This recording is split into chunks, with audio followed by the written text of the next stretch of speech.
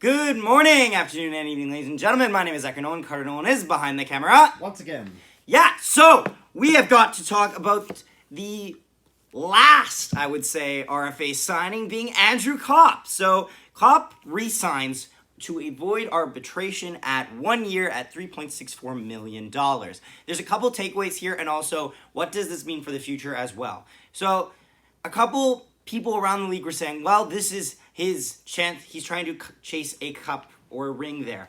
And I'm not going to say that's wrong, but I will also say that there's other factors working here. So it's important to state now, this was not arbitration. This was done prior to arbitration, which a lot of cases end up going to. They'll file for arbitration, and then they will sign it before the arbitration, because one side will usually crack to slightly so that it doesn't be left in the hands of the unknown, so to speak.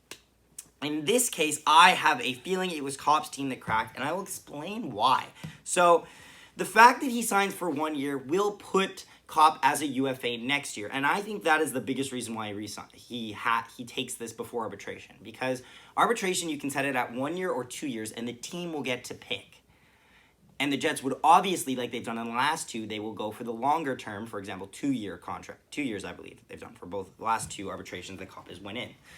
Why do they do this? It's so that they know the price won't go up for a longer period of time. Now, I believe Winnipeg wants Copp to stay here. I don't think Copp wants to leave. However, I think that Copp knows that the funds that the Winnipeg Jets have cannot be stretched so thinly upon him.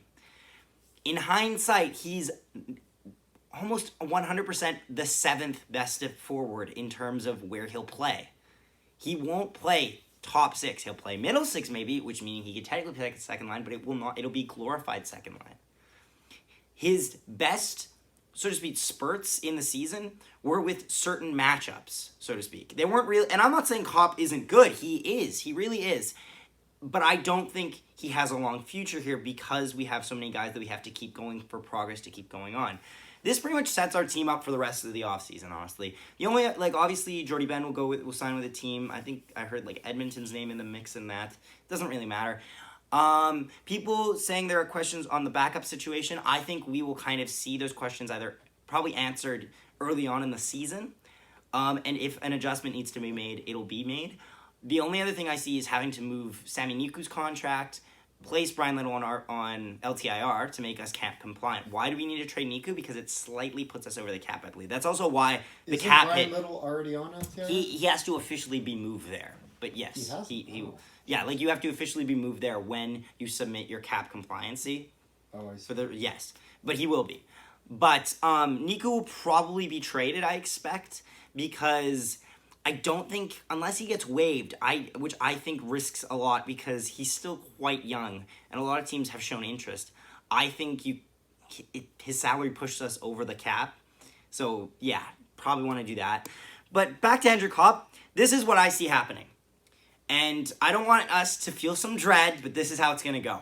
Copp's going to play a season here. Maybe if we win a cup, we re-sign him or something like that because we give them, the loyalty price, so to speak. But this is what the most likely outcome is. Even if we do win a Stanley Cup, this is still not a possibility.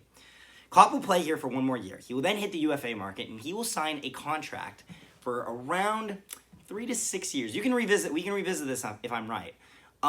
Ranging from a Brandon Tanev deal at $3 million to as high as a Blake Coleman contract, which I believe is around, or actually no, the highest of that echelon, I would say, is Zach Hyman. I don't think he's going to make that. I don't. I see him, if he goes to UFA, I see him making, probably projection, I would say would be 5.5 at best. But that is not something we can give him. And then we'll see from there. But yeah, I like this deal. This is probably the last year we're going to get Andrew Copp, so we all should really enjoy it. I've liked the offseason, honestly. It's been pretty solid. It's been pretty steady. It hasn't been a year of turmoil. There's a lot of the guys we were losing are not some pieces that were But yeah. Now with the deals we're signing, and with this only being 1 year, what does this mean for the Jets? Jets are in win now mode. Officially. We have been for the last few years, and actually I still stand by my statement. Our window ends in 3 to 4 years. Yep. and possibly earlier than that if it doesn't go well. So let's hope they go well. And we have all the pieces we need. Yes, this is probably like the last off-season video I feel like I'll do. Like, who knows, honestly. But yeah, thanks for watching. Don't forget to subscribe to the channel. We're very close to 550. I guess the next goal after that is 600, you know, long-term goal is 1K. We're not skipping Hopefully. steps here. Don't forget to leave a like, yes. Comment down below your thoughts on this contract, this video, anything. And be sure to check out some of my other content, because you might like it. Thanks for watching. We'll see you next time.